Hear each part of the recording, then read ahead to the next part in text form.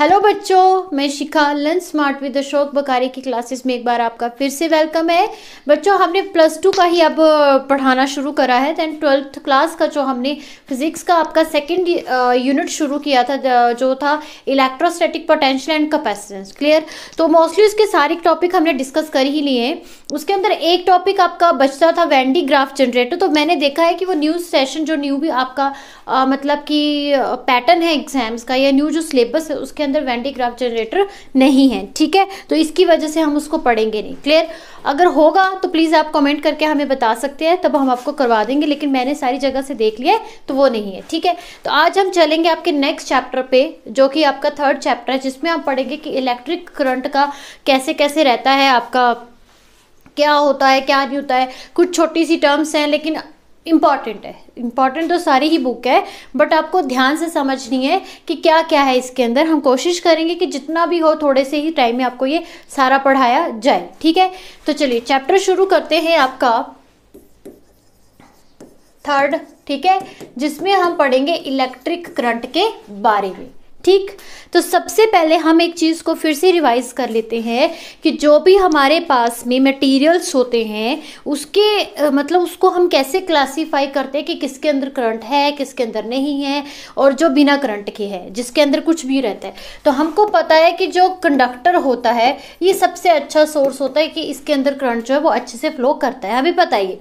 ठीक है, इंसुलेटर है तो वो बैड है, इसके अंदर करंट आपका फ्लो नहीं करता है। ठीक है, और जो सेमीकंडक्टर है वो हमारा थोड़ा सा 50-50 का वर्क करता है, कि थोड़ा सा वो कंडक्टर की तरह करता है, थोड़ा सा इंसुलेटर की तरह करता है, डिपेंड करता है कंडीशन पे। क्लियर? तो इस चैप्टर के अंदर हम ये तो नहीं पढ़ेंगे, लेकिन इसमें ये पढ़ेंगे कि जो आपका जैसे मैटर है। ठीक है, मैटर की जो स्टेट्स है, कौन कौन सी स्टेट्स है पता होगा आपको। कौन सी है? सॉलिड है, ठीक है, और लिक्विड है, ठीक है, और गैसेस है। ठीक है, तो इसके अंदर क्या क्या रहता है, मतलब इसके अंदर क्या होता है? कंडक्टर होता है, इंसुलेटर होता है, सेमीकंडक्टर कैसे काम करता है, लिक्विड के अंदर आपका कंडक्टर, इंसुलेटर, सेमीकंडक्टर कैसे काम करता है, और गैसेस के अंदर कैसे ये तीनों चीज़ें काम करती है। तो वो चीज़ हम यहाँ पे पढ़ेंगे कि सॉलिड में कैसे चलेगा, आपका लिक्विड में कैसे चलेगा, और आपका गैसेस में कैसे चलेगा। क्लियर? तो चलिए पहले हम डिस्कस करते हैं सॉलिड के बारे में, कि सॉलिड के अंदर जो कंडक्टर है, नंबर 1, पहले हम कंडक्टर को डिस्कस करेंगे कि कंडक्टर कैसा रहता है सॉलिड्स के अंदर। ठीक, तो ये अभी जो प्रीवियस सेशन हमने लिया था उसमें हमने काफ़ी डिटेल में पढ़ा है। क्या पढ़ा है कि हमारे पास में जो कंडक्टर होता है उसके अंदर फ्री इलेक्ट्रॉन्स होते हैं, जो रैंडमली इधर उधर कहीं पे भी घूम सकते हैं। जैसे ही उनको फील्ड प्रोवाइड करवाई जाती है तो वो इलेक्ट्रॉन्स जो होते हैं वो फील्ड के अपोजिट डायरेक्शन चलना शुरू कर देते हैं, जिसकी वजह से वो एक लाइन में आ जाते हैं। ये सारी चीज़ें जो हैं वो हम कंडक्टर के अंदर पहले से ही पढ़ चुके हैं। ठीक है, तो अब हम ये देखेंगे कि होता क्या है। वही चीज़ आपको इसमें मेंशन करनी है कि इन द सॉलिड स्टेट के अंदर कंडक्टर वही है, क्या करते हैं, वही कि फ्री इलेक्ट्रॉन्स होते हैं। फर्स्टली क्या होते हैं? फ्री इलेक्ट्रॉन्स होते हैं, ठीक है, जो घूमते रहते हैं चारों तरफ। ठीक, और जैसे ही उनको फील्ड प्रोवाइड कराई जाती है, फील्ड उनको दी जाती है, तो जैसे अगर आपके फील्ड इस तरफ है तो इलेक्ट्रॉन इस तरफ चलना शुरू कर देते हैं, तो वो क्या बना लेते हैं? एक डाइपोल बना लेते हैं। डाइपोल बन जाता है तो आपको पता है कि फिर क्या रहता है? इंड्यूस्ड डाइपोल मूवमेंट होता है, मीन्स की करंट चलने शुरू कर देता है। ठीक है, तो ये रहता है आपका इन सॉलिड के अंदर। तो आपने ये याद रखना है कि सॉलिड के अंदर जो कंडक्टर जो होता है उसके पास में जो फ्री इलेक्ट्रॉन्स होते हैं, free electrons are current carrier. मतलब ये क्या है? करंट को कैरी करने वाले हैं ये, दे आर करंट कैरियर्स। ठीक है, in the conductor, in conductor. Clear? कि इसके अंदर जो काम जो मेन कर रहे हैं, कौन कर रहे हैं? फ्री इलेक्ट्रॉन कर रहे हैं। मैंने और एक चीज़ आपको एक और बताई थी कि यही जो आपके फ्री इलेक्ट्रॉन्स होते हैं, अगर हम इनके ऊपर थोड़ा सा भी एफर्ट डालते थे तो ये जो इलेक्ट्रॉन्स होते थे क्या करते थे? ट्रांसफ़र हो जाते थे। ठीक है, ट्रांसफ़र होने के बाद जो वो नए जो इलेक्ट्रॉन्स बन के आते थे उनको हम क्या कहते थे? Mobile charges. मोबाइल चार्जेस, ये भी मैंने आपको पिछले सेशंस में बता रखा है। ठीक है, तो आपने क्या याद रखना है कि इन सॉलिड के अंदर कंडक्टर क्या है, उसके अंदर करंट कैरियर कौन से हैं, फ्री इलेक्ट्रॉन्स है। यही चीज याद रखनी है इस चैप्टर के अंदर। आपको पूरी ये फील्ड ये वो डिटेल नहीं रखनी है, तो प्रीवियस के लिए, बट इसके अंदर आपको ये याद रखना है कि मे भी मल्टीपल चॉइस में आ जाए कि कंडक्टर के अंदर बताइए कि जो करंट कैरियर कौन होते हैं, तो फ्री इलेक्ट्रॉन्स। ठीक है, ठीक। अब चलते हैं सेकंड आपका इंसुलेटर। इंसुलेटर कैसे रहता है उसको देखते हैं हम। तो इंसुलेटर के केस में क्या है, देखिए इंसुलेटर मीन्स कि कोई भी करंट फ्लो कर ही नहीं रहा है, तो इसमें आप क्या लिखोगे, नो करंट कैरियर। कोई कैरियर है ही नहीं है जो करंट को कैरी कर सके, नो करंट कैरियर। क्लियर, बात समझ में आई। अब चलते हैं थर्ड आपका सेमीकंडक्टर। सेमीकंडक्टर के अंदर क्या रहते हैं, जो आपका करंट कैरियर्स होते हैं वो कौन कौन से होते हैं, फ्री इलेक्ट्रॉन्स होते हैं, फ्री इलेक्ट्रॉन्स होते हैं एंड होल्स होते हैं। ठीक है, एंड होल्स होते हैं। कौन कौन से होते हैं, फ्री इलेक्ट्रॉन्स होते हैं एंड होल्स होते हैं। किसके अंदर, सेमीकंडक्टर के अंदर। ठीक, तो सॉलिड की आपको बात समझ में आ गई कि सॉलिड के अंदर हमारे पास में जो कंडक्टर है उसके अंदर फ्री इलेक्ट्रॉन्स होते हैं, जो आपका कैरियर मतलब फ्री इलेक्ट्रॉन्स जो है वो एज ए करंट कैरियर है। जो आपका इंसुलेटर है उसके पास कोई भी करंट कैरियर नहीं है। जो आपका सेमीकंडक्टर है उसके पास आपके पास में क्या क्या है, free electrons and holes behave as a current carrier. ठीक, अब आती है सेकेंड चीज आपकी लिक्विड। अभी लिक्विड में भी तो हमें डिस्कस करना पड़ेगा कि इसके अंदर क्या क्या रहता है। लिक्विड के अंदर आपका क्या रहता है,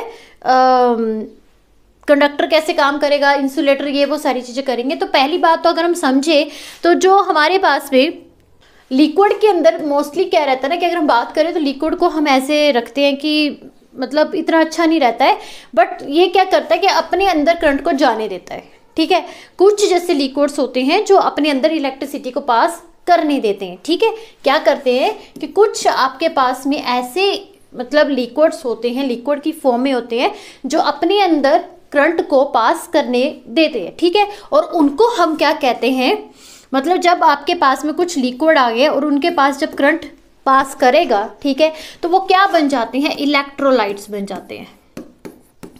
इलेक्ट्रोलाइट्स बन जाते हैं। ठीक है, क्या होते हैं इलेक्ट्रोलाइट्स, जब हमारे पास में कुछ ऐसे लिक्विड्स होते हैं जो करंट को पास होने देते हैं, अपने में से पास होने देते हैं, मतलब करंट उनमें से चला जाता है, करंट उनके अंदर चला जाता है। अगर हम ये समझे तो करंट उनके अंदर चला जाता है, तो उन लिक्विड्स को हम क्या कहते हैं, इलेक्ट्रोलाइट्स कहते हैं। क्योंकि सारे लिक्विड्स ये नहीं करेंगे, कुछ करेंगे, तो जो करते हैं उनको हम इलेक्ट्रोलाइट्स कहते हैं। जैसे कि फॉर एग्जाम्पल आप ये ले सकते हो, CuSO4 हो गया, ठीक है, और NaCl हो गया, तो इस तरह के जो सॉल्यूशंस होते हैं इनको हम क्या कहते हैं, इलेक्ट्रोलाइट्स कहते हैं। समझ आ की बात।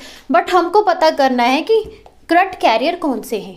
ठीक है, तो ये जो इलेक्ट्रोलाइट्स होते हैं आपके, ये जो इलेक्ट्रोलाइट्स होते ये जो कहाँ गया, ये जो इलेक्ट्रोलाइट्स होते हैं आपके, ठीक है, ये आपके क्या करते हैं, पॉजिटिव और नेगेटिव आयंस में टूट जाते हैं। जैसे कि अगर हम NaCl का एग्जाम्पल है तो आपको पता होगा कि कैसे इसको तोड़ के हम एक प्लस और एक माइनस का बनता है, आपको सॉल्यूशंस में पता होगा कि कैसे ये बनता है। ठीक है, तो इसके अंदर एक आता है पॉजिटिव आयन और एक आता है नेगेटिव आयन, एक आता है पॉजिटिव आयन और एक आता है नेगेटिव आयन। तो आप क्या लिखोगे कि इन गैस के अंदर, गैसेस के अंदर जो हमारा करंट कैरियर है, जो हमारा करंट कैरियर है वो कौन कौन से हैं, positive ion and negative ion. कौन कौन से, पॉजिटिव एंड नेगेटिव आयन। तो यही चीज आपको याद रखती है। मे बी मल्टीपल चॉइस में बार बार कह रही हूँ कि +2 की क्लास है, आपका बोर्ड का पेपर है, कुछ भी पता नहीं है कि क्या आप वो पेपर में डालेंगे। ठीक है, क्या पता शायद प्रीवियस ईयर का इतना डाले ना, नए हिसाब से पेपर डाल दे, और वैसे भी 3 सीरीज है तो कुछ ना कुछ तो वो डालेंगे ही डालेंगे। तो ये छोटी छोटी जो टर्म्स हैं आपके नंबर बचाती है। ठीक है, जैसे एक एक नंबर का आ गया। और जो ये फिजिक्स और ये साइंस जो होती है मोस्टली 1.5 नंबर का क्वेश्चन आएगा या 2 नंबर का क्वेश्चन होता है। 3-4 में तो बड़ी बड़ी एक्सप्रेशंस होती है, तो वो तो सिलेक्टेड होती हैं, बट ये जो पॉइंट्स होते हैं ये आपके 1-1.5 नंबर को पक्का कर लेते हैं। ठीक है, तो ध्यान से समझना है कि गैसेस के अंदर आपके करंट कैरियर कौन से हैं, positive ion and negative ion. ठीक है, अब चलते हैं आगे, गैसेस के बारे में पढ़ते हैं। तो गैसेस जो होती हैं मोस्टली क्या रहती हैं, इंसुलेटर ही होती हैं। They behave as a insulator, मतलब कि नो करंट कैरियर, इसका अगर बिहेव ही नहीं वो करता है, करंट कैरियर फिर होगा ही नहीं। ठीक है, करंट कैरियर होगा ही नहीं। ठीक है, लेकिन जब हम गैसेस को क्या कर देते हैं, जब हम गैसेस को आयनाइज्ड कर देते हैं, क्या कर देते हैं, आयनाइज्ड कर देते हैं, तब ये क्या बन जाते हैं, कंडक्टर की फॉर्म में कन्वर्ट हो जाते हैं। ठीक है, एंड बिकम अ करंट, तो ये आपका करंट के उसमें मतलब काम करने के लिए काबिल हो जाते हैं। ठीक है, लेकिन इसका जब आपका प्रेशर लो हो, at low pressure, at low pressure and when at low, मैं बताऊंगी कि मैं क्या लिख रही हूं ये, व्हेन हाई potential difference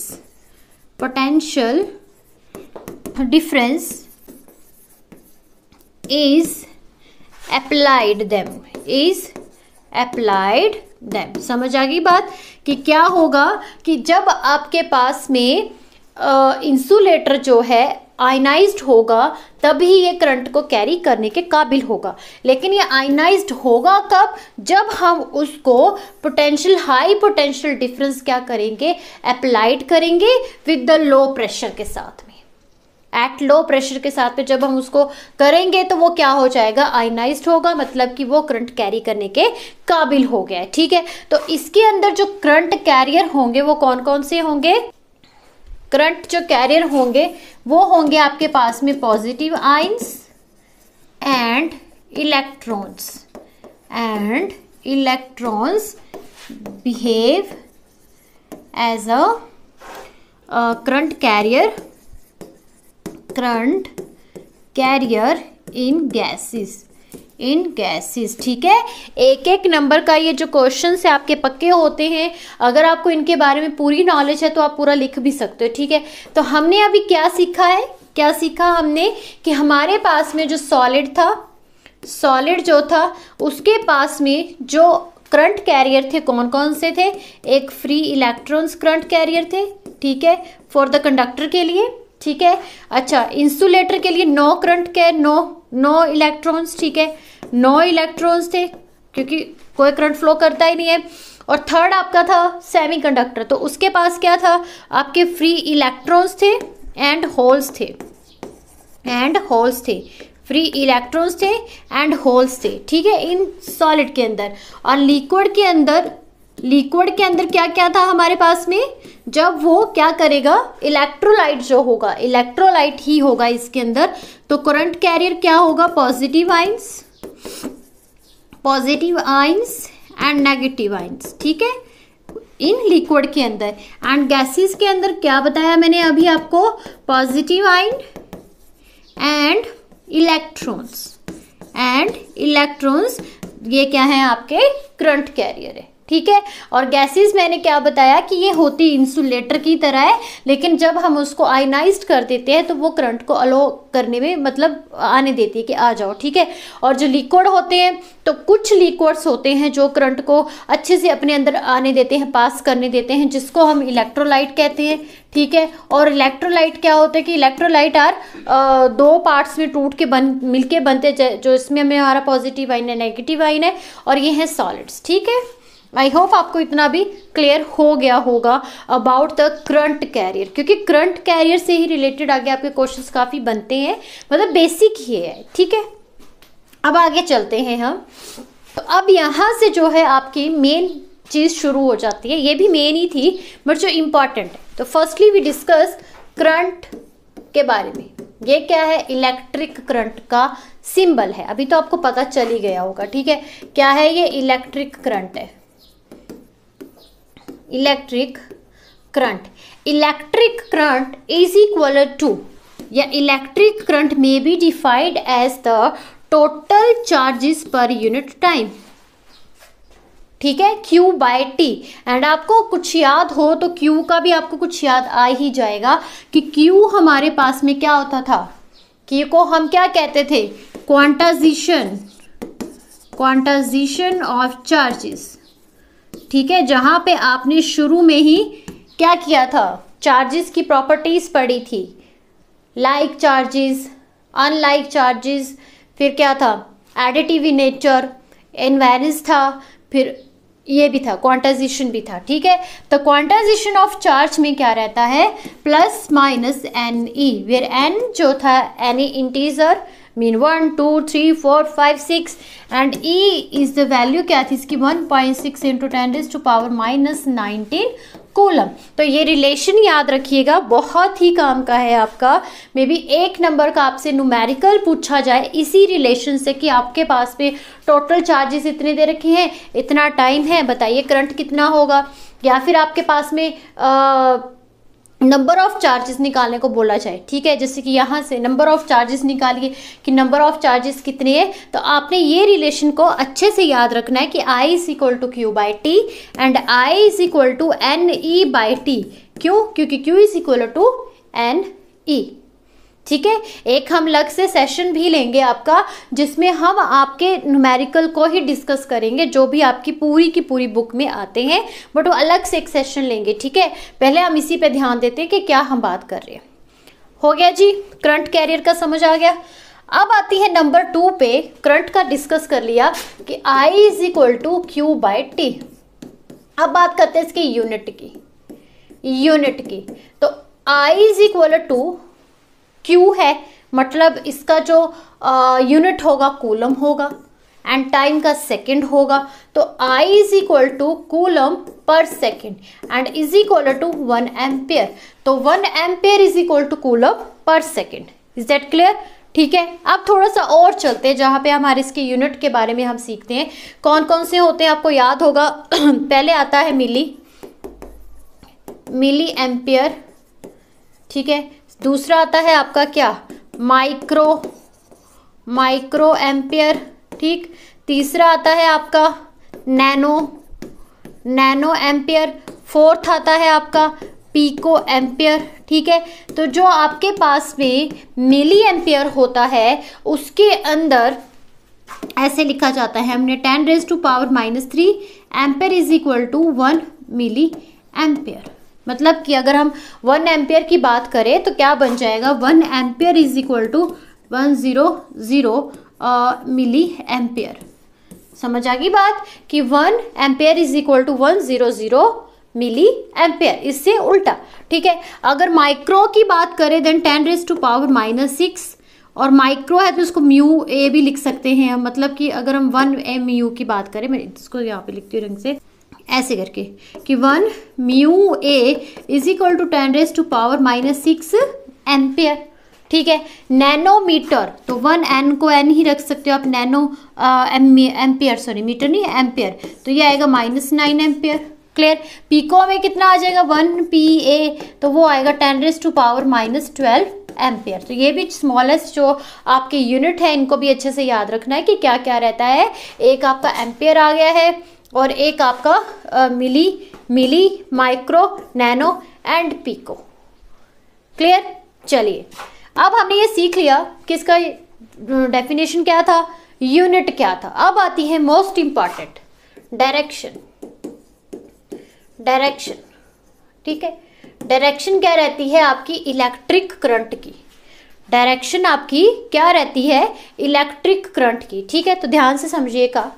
देखिए, जब हम फील्ड में करंट को देखते हैं, जैसे कि मैंने फील्ड प्रोवाइड करा दिया है, जैसे पीछे हमने टॉपिक्स करे थे आपके, डाइलेक्ट्रिक कांस्टेंट था, ये भी था, जो भी था, जैसे कंडक्टर है। ठीक है, तो जैसे ही मैं उसको फील्ड दे दूंगी, फील्ड मीन्स क्या कि जो पहले से क्या है, चार्ज में, और जिसके पास थोड़ा सा करंट पहले से है। मैंने आपको समझाया होगा अबाउट द सोर्स चार्ज की और टेस्ट चार्ज के बारे में कि सोर्स चार्ज क्या करता है, फील्ड बनाता है, फिर टेस्ट चार्ज को उसके अंदर रखते हैं, फिर ऐसे ऐसे करके प्रोसेसिंग चलती है। तो मैं उसी की ही बात कर रही हूँ। ठीक है, तो ये जो लाइन्स जो है ये एज ए फील्ड है। तो अगर हम उसको पहले से फील्ड किसी के सोर्स के थ्रू जो फील्ड बनी है वो हम प्रोवाइड करवा दे तो हमारा जो करंट है वो चलता है नेगेटिव टू पॉजिटिव। इस चीज़ को प्लीज़ ध्यान से समझिएगा, नेगेटिव टू पॉजिटिव।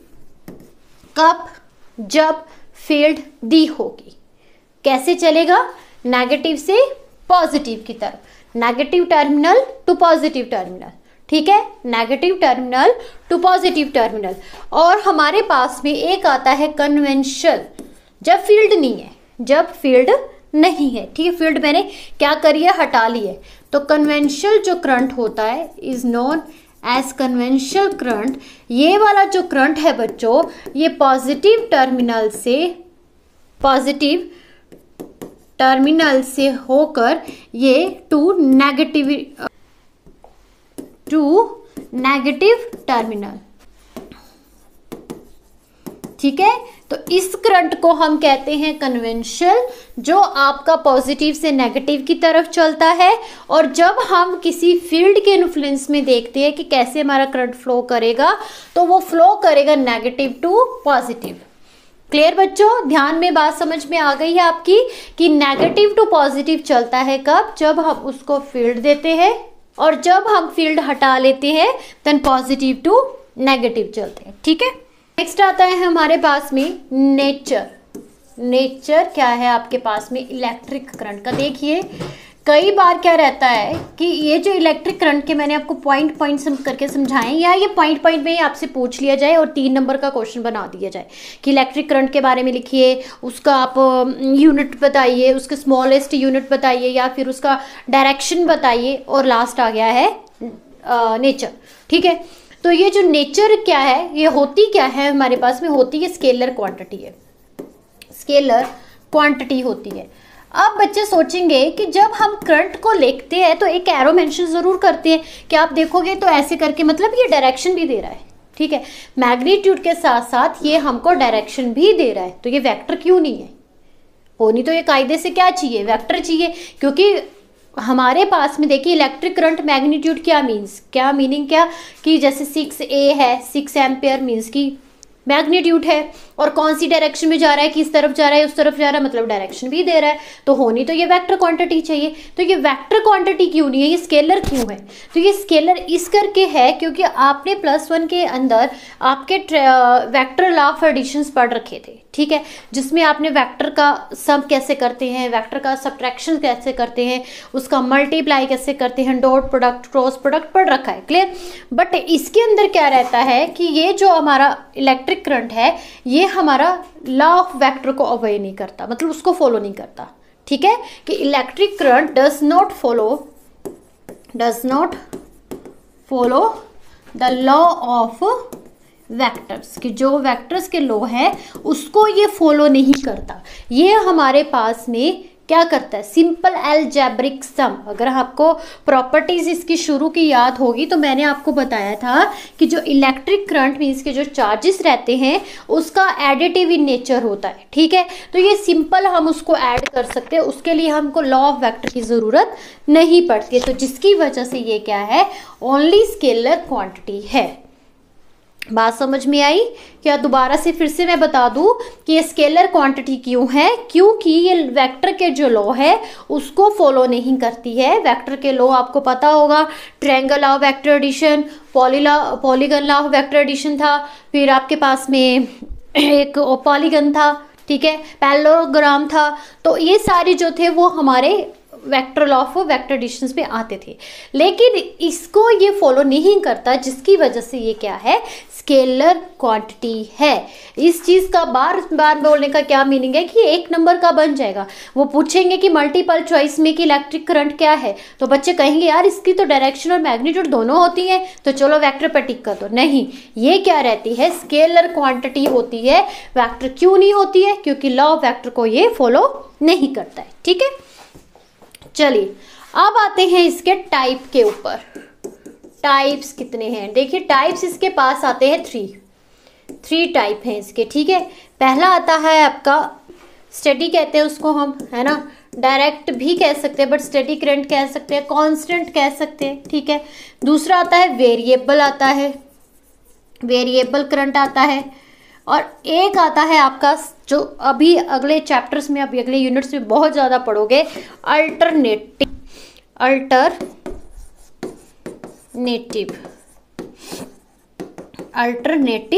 करंट। ठीक है, तो ये इसको हम स्टेडी करंट को डायरेक्ट करंट भी कहते हैं, जिसको आप डीसी कहते हो वो डायरेक्ट करंट भी होता है। तो होता क्या है, देखिए जो स्टेडी करंट है इसका डायरेक्शन एंड मैग्नीट्यूड क्या रहता है, इसका direction and magnitude do not change with time, कि टाइम के साथ ये चेंज नहीं करता है। ठीक है, जैसा है वैसा का वैसा रहता है। फॉर एग्जाम्पल ऐसा, अगर आपको डायग्राम बताएं तो ऐसा सीधा ये चेंज नहीं होता है, कब, टाइम के साथ में, ना ही इसकी डायरेक्शन ना ही इसकी मैग्नीट्यूड, ये जैसा है वैसा का वैसा रहता है। उसको हम कहते हैं स्टेडी करंट कहते हैं या फिर डायरेक्ट करंट कहते हैं। और वेरिएबल आपको नाम से ही पता चल जाएगा कि इसके अंदर डायरेक्शन एंड मैग्नीट्यूड क्या होती है, चेंज होती है विद टाइम के साथ में, क्या रहती है, चेंज होती है। जैसे कि अगर इसका डायग्राम बनाए तो ऐसे करके कभी ऐसे जाएगी, कभी ऐसे जाएगी, कभी ऐसे जाएगी, तो इस तरीके से। ठीक है, मतलब चेंज होता है विद टाइम के साथ में। अब आता है अल्टरनेट करंट में क्या रहता है, अल्टरनेटिव जो करंट होता है इसमें चेंजिंग होती है। ठीक है, वेरिएबल की तरह ही होती है, लेकिन जो चेंजिंग होती है उसका एक पैटर्न होता है। ठीक है, जैसे उसका एक पैटर्न होता है कि पहले वो ऊपर जाएगा, फिर वो नीचे जाएगा, फिर वो ऊपर जाएगा, फिर वो नीचे जाएगा, फिर वो ऊपर, फिर वो नीचे, मतलब हाफ वेव्स बनाएगा। मतलब कि वो थोड़ा सा चेंज होगा, थोड़ा ऊपर जाएगा, थोड़ा नीचे, फिर वो ऊपर आएगा, फिर नीचे, मतलब एक पैटर्न को फॉलो करता है। चेंज तो वो होगा बट एक पैटर्न को फॉलो करेगा, या ये कह सकते हैं कि वेरिएबल उसका कॉन्स्टेंटली चल रहा है। ठीक है, वेरिएशन उसका कांस्टेंट हो रहा है कि पहले भी 2 हुआ, फिर 2 हुआ, फिर 2 हुआ, इस हिसाब से। तो ये हमारे पास में क्या है, the type of current, 3 types of the current हमने पढ़े हैं, स्टेडी, वेरिएबल एंड अल्टरनेटिव। ठीक, अब आता है नेक्स्ट टॉपिक, करंट डेंसिटी। अभी हम सिर्फ करंट को ही डिस्कस कर रहे हैं, तो करंट से रिलेटेड जितना भी बचता है, जो भी है हमारे पास में, हम उसको देखेंगे कि करंट क्या था क्या नहीं था, क्योंकि करंट ही चैप्टर का नाम है तो ऑब्वियसली आएगा ही आएगा। ठीक है,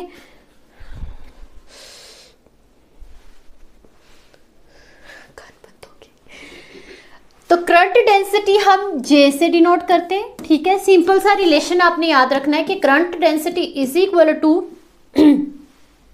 टोटल करंट बाय एरिया, ठीक है, जिसका अगर हम इसको लिखना चाहें तो ऐसे भी लिख सकते हैं, क्या, J into S is equal to I. ठीक है, ये आपका करंट डेंसिटी है और ये आपका एरिया है। तो अगर हम एक्सप्रेशंस की बात करें तो इसको ऐसे भी कहीं पे जाके लिखा होना, पर ये हम कब यूज़ करते हैं, अगर मैं इसकी बात बताऊँ तो ये क्या है, ये एक रिलेशन है कि हाँ जी J S is equal to I S के बीच में इसका रिलेशन है। लेकिन डी आई एंड आई फिर डी एस ये चीज़ें हम कब यूज़ करते हैं, जब हमको एक पर्टिकुलर एक शेप दी होगी। ठीक है, एक जैसे शेप दी होगी कि इसका एरिया है, इसका स्मॉलेस्ट एरिया हम कंसीडर करेंगे कि यहाँ से यहाँ तक आपका ये एरिया और इतना करंट फॉलो करे, तो तब हम इसकी हेल्प लेते हैं कि 1 टू लास्ट पॉइंट तक आपका कितना जाएगा, तब हम इसको यूज़ करते हैं। अदरवाइज आपको सिंपल इसकी डेफिनेशन लिखने को बोली जाएगी, तब आपने सिर्फ ये लिखना है कि current density is equal to total current per unit surface area या पर यूनिट एरिया। बात समझ में आ गई कि कब हमने उसका यूज़ करना है, जब हमको कोई रिलेशन निकालने को बोला होगा या किसी की वैल्यू निकालने, करंट, टोटल करंट। जैसे कई बार होगा कि आपको एक सर्कल गिवन है, हाँ जी आपको एक सर्कल गिवन है और ये बोला होगा कि इसका एरिया फलाना है, सर्कल गिवन है, सर्कल तो मैंने बनाया नहीं है, सर्कल का तो आपको पता होगा कि पाई आर स्क्वायर होता है, जैसे ये सर्कल बनाया है। ठीक है, इसमें से मैंने ये स्मॉलेस्ट एरिया कंसीडर कर लिया, ये मैंने डीएस ले लिया। ठीक, और यहाँ से मुझे टोटल करंट निकालना है। अब मुझे ये बोला गया कि इतने से स्मॉलेस्ट एरिया के अंदर करंट जो दौड़ रहा है वो 2 एम्पियर का दौड़ रहा है, तो टोटल में कितना दौड़ेगा, टोटल में कितना दौड़ेगा, तब हम इसकी हेल्प करते हैं कि उसको इंटीग्रेट करते हैं first to last. J constant रहेगा आपका, क्योंकि जे की जो वैल्यू होगी वो जैसी है वैसी की वैसी लिखी गई। करंट डेंसिटी कितनी है वही हमको फाइंड आउट करें, पर depend on the I and S, sorry, ठीक है। तो डी एस, तो यहाँ पे इसको जब करेंगे तो ये आई आ जाएगा और ये जे आ जाएगा और ये एस आ जाएगा। तो एस की जगह पे आप वैल्यू पुट करोगे पाई आर स्क्वायर और यहाँ पे 2 एम्पियर रखोगे तो ये 2 ओवर पाई आर स्क्वायर। तो जो भी आप सॉल्व करोगे वो आपकी क्या आ जाती है, करंट डेंसिटी आ जाती है। तो इसका यूज़ हम कब करेंगे, जब हमको कुछ शेप दी रखी होगी, ठीक है, कोई ना कोई शेप दे रखी होगी, तब हम इस का यूज़ करते हैं। ऐसा आपकी बुक में लिख रखा है तो आप ऐसा इसको लिखना चाहो तो लिख भी सकते हो। फिर आगे जाके आपको क्या करना है, आई लिखना है, जे को बाहर रखना है और यहाँ पे डी एस रखना है, तो घूम फिर के वही चीज़ बन जाती है, ठीक है। अब बात करते हैं यूनिट की। तो यूनिट आपके पास में आएगा जे इज इक्वल टू, करंट का यूनिट एम्पियर है, एरिया को एस मत लिखना, ठीक है, ए लिखना, नहीं तो ये गलत हो जाएगा। एरिया अगर आप ऐसे लिख रहे हो तो ब्रैकेट में लिख दो कि आप एरिया की बात कर रहे हो, क्लियर। तो ए से डिनोट करना इसको, एरिया, ठीक है। ए तो एरिया किस में लिखा जाता है, स्क्वायर में होता है, मीटर में होगा, तो ये आएगा मीटर स्क्वायर। तो इसका यूनिट बनेगा एम्पियर पर मीटर स्क्वायर। इतनी छोटी छोटी टर्म्स के यूनिट्स ही इंपॉर्टेंट होते हैं, डायमेंशन फॉर्मूले भी इंपॉर्टेंट्स होते हैं। तो इन्हीं चीज़ों पे ज़्यादा ध्यान देना है आपने। डायमेंशन, बच्चे क्या करते हैं, बड़ी बड़ी एक्सप्रेशंस तो सब बच्चे पढ़ेंगे, रटेंगे, उसको अच्छे से लिख लिख के देखेंगे, लेकिन इन छोटी टर्म्स पे ध्यान नहीं देते। तो यही आपकी स्कोरिंग होती है, इन्हीं से ही आपका, इसमें ज़्यादा से ज़्यादा कितना नंबर काट लेगा, 1 नंबर से कितना काटेगा, तो इन चीज़ों पे ज़्यादा ध्यान देना, ठीक है। तो डायमेंशन फॉर्मूला होता है m0 L-2 T0 and ampere, यही होगा ना।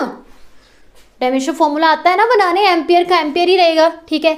और ये लेंथ है तो इसमें केजी नहीं है तो वो 0 आ जाएगा, टाइम नहीं है तो वो 0 आ जाएगा। तो ये आपका डायमेंशन फॉर्मूला हो गया किसका, करंट डेंसिटी का, ठीक है। Current density denoted as a J and I over A, ठीक बच्चों। अब चलते हैं थोड़ा सा और आगे। तो नेक्स्ट आपका इंपॉर्टेंट टॉपिक आता है ओम्स लॉ। आपको आता भी होगा ये थोड़ा सा, ठीक है, तो अभी तो आता ही होगा क्योंकि लास्ट का टाइम है। तो Ohm's law very important, clear. इससे रिलेटेड आपको न्यूमेरिकल ज़रूर पढ़नी, ठीक है, न्यूमेरिकल्स पे काम जरूर करना है। तो ये सिंपल सा रिलेशन रहता है, या current is directly proportional to V लिख सकते हो, या फिर V is directly proportional to I. तो दोनों के दोनों क्या है, ये सेम है, ठीक है। तो बच्चे ये ना सोचे कि V directly and I directly, ऐसा कुछ नहीं है। तो दोनों के दोनों ठीक है ये। तो हमारे पास में क्या है, इससे आप क्या समझ रहे हो कि जैसे जैसे मेरा करंट बढ़ेगा, करंट मेरा बढ़ेगा तो पोटेंशियल भी बढ़ेगा, ठीक है।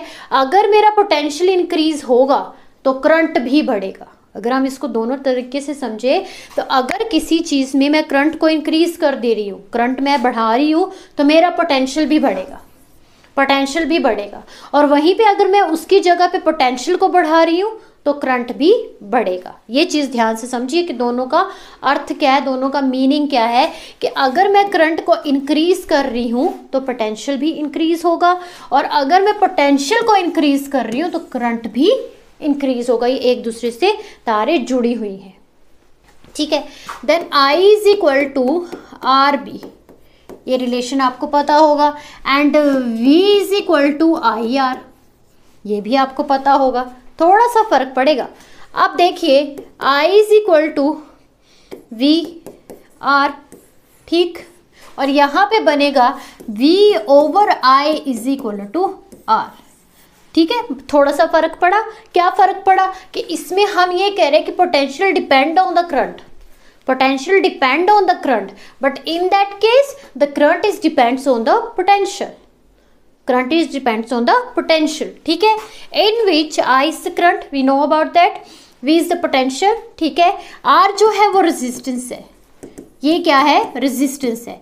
अगर हम रेजिस्टेंस को थोड़ा सा समझने की कोशिश करें कि रेजिस्टेंस क्या होता है, तो रेजिस्टेंस हमारे अपोजिशन में काम करता है, ठीक है।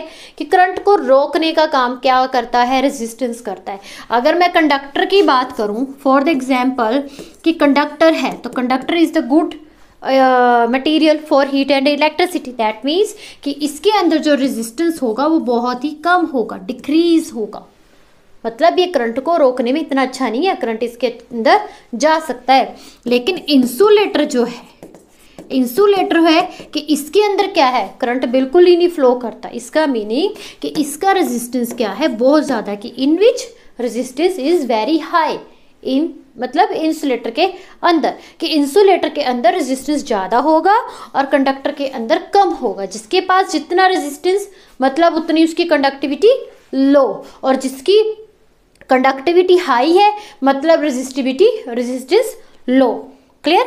ये भी हम आगे डिस्कस करेंगे कि कंडक्टिविटी एंड रेजिस्टिविटी क्या है।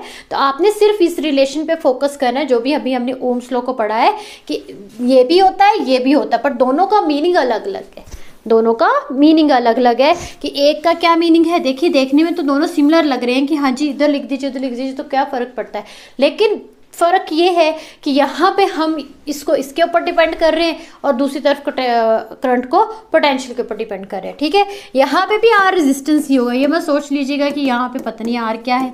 तो आर इज द रेजिस्टेंस जो आपके करंट को अपोज करता है। Is that clear? ठीक है, अच्छा अब आगे चलते हैं थोड़ा सा। तो देखिए बच्चों, जो अभी हमने ओम्स लॉ के बारे में पढ़ा कि V is directly proportional to I is directly proportional to V। अब हम उसको एक ग्राफ के थ्रू अंडरस्टैंड करेंगे कि ग्राफ के अंदर कैसे कैसे ये काम करता है। ठीक है, तो पहले हम ग्राफ ये बनाते हैं। देखिए इसमें मैंने क्या करा है, I लिखा है, मीन्स कि यहाँ पे करंट की वेरिएशंस बता रही है और यहाँ पे आपकी पोटेंशियल की बता रही है। ठीक है, यहाँ पे पोटेंशियल की बता रही है। ठीक, और ये आगे आपके पास में ए कोई कंडक्टर है एंड बी कोई कंडक्टर है। क्लियर? तो ये कौन सी वाली होगी हमारे पास में, कौन सा कैरेक्टर बताएगा, वी आई कैरेक्टर होगा। तो इसके अंदर होगा क्या, देखिए इसके अंदर ये होगा कि V is directly proportional to I। Clear? Then V is equal to I R, ये भी आपने पढ़ा। देन V is equal to I is equal to R। तो यहाँ तक आपको समझ में आ गया कि कब क्या करना है, कैसे लिखना है, मतलब कि उसी चीज़ को आप अंडरस्टैंड करेंगे कि दो चीज़ें दी थी तो क्यों दी थी। क्लियर? तो V over I is equal to R। ठीक है, तो यहाँ पे बच्चों ध्यान से समझिए, ये जो R है, ये जो R है ये एज ए क्या है, स्लोप है, एज ए क्या है, स्लोप है। ठीक है, अगर हमारे पास में स्लोप क्या होगा, हायर होगा, जितना ज़्यादा स्लोप हाई होगा, मतलब कि स्लोप कहाँ से निकल के आया, अगर मैं बात बताऊँ आपको तो आप इसमें ये लिखोगे कि वी आई जो कर्व है, जो आपके पास में वी आई कर्व मीन्स कि जो डायग्राम बने हैं, इसका क्या है, स्लोप हायर है, स्लोप हायर है। ठीक है, हायर स्लोप है मीन्स की रेजिस्टेंस हाई है, मीन क्या है, रेजिस्टेंस हाई है। आपने इसको एज ए स्लोप ही समझना है। ठीक है, रेजिस्टेंस क्या है, हाई है। रेजिस्टेंस हाई होने की वजह से तो स्लोप का आपको पता चलेगा कि जो ज़्यादा ऊपर है मीन्स की रेजिस्टेंस उसका ज़्यादा है। ठीक है, तो इसके अंदर जो बी है उसका जो होगा हाई रेजिस्टेंस होगा, हाई रेजिस्टेंस होगा। क्लियर? एंड और जो ए है उसका जो रेजिस्टेंस होगा वो हमारे पास में लो होगा। बात समझ में आ गई कि ये डिपेंड करेगा कि किसका स्लोप हाई है। अब ये जो है आपका कर्व जो वी आई, ये जो रिलेशन बनाया, अगर देखिए स्लोप का आपको पता होगा। ठीक है, एक स्ट्रेट लाइन बनती है एंड उसका स्लोप निकाला जाता है। ठीक, तो यहाँ पे जो ये रिलेशन जो है ये हमको क्या दे रहा है, स्लोप दे रहा है। अगर आपका स्लोप क्या होगा, हाई होगा, इट मीन्स कि रेजिस्टेंस भी हाई होगा। रेजिस्टेंस हाई होगा तो मतलब जो ऊपर लाइन बनी है उसका रेजिस्टेंस हाई होगा एंड जो नीचे है उसके कंपैरिजन उसका कम होगा। ठीक है, इसका कम होगा। अगर आपको ए को लो रेजिस्टेंस दोनों का है, बट हाई किसका है, आपके लाइन बी का, ओ से बी का। ठीक है, दूसरा कर्व हम ले लेते हैं, ठीक है, इसके अंदर हम क्या करेंगे, V एंड I, थोड़ा सा आप चेंज कर देंगे V एंड I और यहाँ पे बना देंगे B कंडक्टर और यहाँ पे A कंडक्टर। मैं बताती हूँ कि B A क्यों लिखा है। अगेन इसके कैरेक्टर में हम क्या लिखेंगे, I एंड V कैरेक्टर। ठीक है, दूसरा रिलेशन हमने क्या पढ़ा था वहाँ पे कि I is directly proportional to V पढ़ा था। ठीक है, then I is equal to R over V। ठीक है, then I is equal to V means कि R। अगर आप इस चीज़ को देखोगे तो इसका रेसिप्रोकल है, इसका उल्टा है। तो इसको अगर उल्टा मतलब कि इसी तरीके से मुझे अगर उल्टे में देखना है तो मैं कैसे देखूंगी, मतलब कि ये जो r है यहाँ पे हमारे पास में आया था v ओवर i और यहाँ पे आया i ओवर v, मतलब इससे उल्टा चलेगा। अगर मैं बात करूँ देन i एंड v जो होगा कर्व, ये जो कर्व है अगर ये मुझे लोअर स्लोप देगा, मतलब स्लोप क्या देगा, कम देगा। स्लोप अगर समझना है तो लोअर रेजिस्टेंस देगा, लोअर रेजिस्टेंस देगा। तो इसका मीनिंग क्या हुआ कि जो लाइन नीचे है उसका रेजिस्टेंस ज़्यादा है और जो लाइन ऊपर है उसका रेजिस्टेंस कम है। तो in which B has high resistance, ठीक है, high resistance as compare to A. Clear, conductor A B both are the conductors, clear conductor हैं। तो ये दो चीज़ें हैं, आपको ये दो जब आपको पेपर में पूछा जाए कि वी आई कैरेक्टर के बारे में बताइए या आई वी कैरेक्टर के बारे में बताइए तो आपको ज़्यादा देख के बहुत मतलब अजीब, कई बच्चे, मैं सिंपल सी बात करूँ, जो गवर्नमेंट स्कूल के बच्चे हैं उनकी इंग्लिश भी वीक रहती है, ठीक है, इतना कई बच्चे बहुत अच्छे होते हैं, मैं सबके लिए नहीं कह रही, पर जो HP बोर्ड के बच्चे हैं स्पेशली उनके लिए मैं कह रही हूँ कि आपको लिखना कैसे, ठीक है, आपको पूरा का पूरा नहीं उतारना कि जैसे बुक में लिखा मुझे वैसे लिखना है, आपको अंडरस्टैंडिंग होना जरूरी है कि मुझे लिखना क्या है। क्लियर, अब देखिए इसके अंदर वी आई कैरेक्टर था, then V directly proportional to V over I R मतलब क्या है, ये एज ए स्लोप है। अगर ये स्लोप आपका हाई होगा मतलब कि रेजिस्टेंस आर है तो रेजिस्टेंस ये है, स्लोप हम अपनी समझ के लिए कर रहे हैं क्योंकि ये स्लोप है, स्ट्रेट लाइन का स्लोप होता है, आपको पता है। तो रेजिस्टेंस हाई मीनिंग कि बी का हाई रेजिस्टेंस है एंड ए का कम है। और इस केस में क्या है, सारा चीज़ आपने ऐसे लिखनी है। रेजिस्टेंस मीन्स कि कर्व, जो आपने कर्व बनाई है आई वी कर्व या इसके कैरेक्टर के अकॉर्डिंग अगर आपका रेजिस्टेंस लो रहता है तो इट मीन्स कि जो नीचे होगा उसका रेजिस्टेंस हाई होगा और एक कंडक्टर का लो होगा। आई होप आपको अच्छे से ये चीज़ क्लियर होगी जो भी मैं आपको एक्सप्लेन करने की कोशिश कर रही थी, ठीक है। चलिए नेक्स्ट देखते हैं आपके यूनिट्स। तो यूनिट का आपको अच्छे से पता होगा कि रेजिस्टेंस है, यहाँ पे आपका पोटेंशियल है, यहाँ पे आई है, यही वाला लेंगे v into V over I वाला, वो तो हमने अलग अलग से कैरेक्टर्स पढ़े थे। तो वैसे मोस्टली हम क्या करते हैं, v is directly proportional to I ही पढ़ते हैं, ठीक है। अगर आप उल्टा लिख रहे हो तभी कोई दिक्कत नहीं है कि मतलब कैसे है, ठीक है। तो v वैसे ज़्यादातर हम यही करते हैं कि v is directly proportional to I, this is the Ohm's law. वो दो तरह के अलग अलग हमारे कैरेक्टर्स थे जो अभी हमने डिस्कस किए, क्लियर। अच्छा, तो इसका भी यूनिट बनाना है, ठीक है। पोटेंशियल है, पोटेंशियल का यूनिट क्या रहता है, वोल्ट रहता है, आपको पता होगा, और इसका एम्पेयर रहता है। तो आपके पास रेजिस्टेंस का हो गया वोल्ट पर एम्पेयर, ठीक है, पर एम्पेयर। और इसका कौन सा यूनिट रहता है हमारे पास में, ओम। ऐसा unit of the resistance is ohm, ohm कहते हैं ऐसे करके, और ऐसे करके इसको डिनोट करते हैं, ठीक है। ये इसका इलेक्ट्रिक रेजिस्टेंस का क्या रहता है, यूनिट रहता है, ठीक है। डायमेंशनल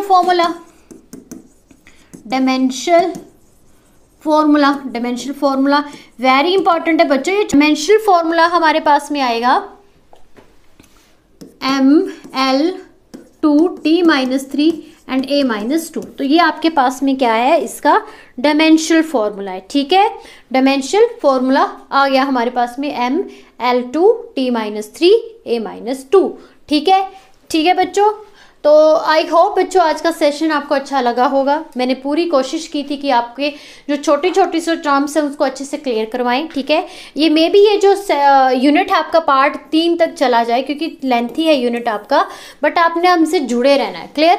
तो आज इसका फर्स्ट पार्ट था। बाकी देखिए पहले से लेके 5 जो चैप्टर है वही ज़्यादा टाइम लेंगे, इसके आगे इतना टाइम नहीं लगेगा, क्लियर। और प्लीज़ चैनल को सब्सक्राइब जरूर करें ताकि आपको और इस तरीके की वीडियोस मिलती रहे। अगर आपको मेरे पढ़ाने का तरीका अच्छा लग रहा है, आपको अच्छे से समझ में मैं समझा पा रही हूँ, तो प्लीज़ वीडियो को भी लाइक कीजिए, अच्छे अच्छे कमेंट करिए ताकि हमारा हौसला और बढ़ सके और हम अच्छे से आपको एक्सप्लेन कर सके। तो आज के लिए इतना ही, थैंक यू।